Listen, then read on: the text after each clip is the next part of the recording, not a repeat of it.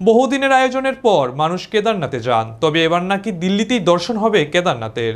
পুষ্কর সিং ধামি বুধবার ঘোষণা করেছেন, এবার দেশের রাজধানীতেই কেদারনাথের দর্শন সম্পন্ন হবে।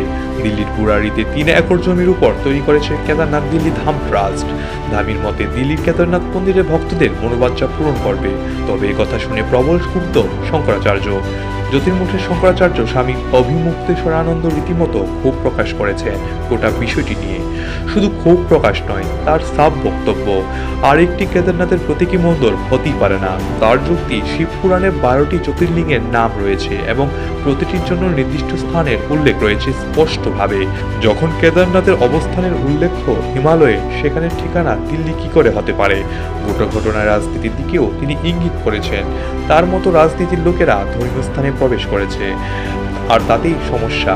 কেদারনাথ মন্দিরের সোনা কেলেঙ্কারির কথাও মনে করিয়ে দিয়ে প্রশ্ন করেছেন, ওই কেলেঙ্কারির ঘটনা প্রকাশ্যে আসার পর তা নিয়ে চর্চা না করে আচমকা দিল্লিতে নতুন কেদারনাথ তৈরির পরিকল্পনার কারণ কি?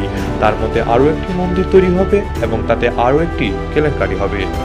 Bureau report, Asian Times.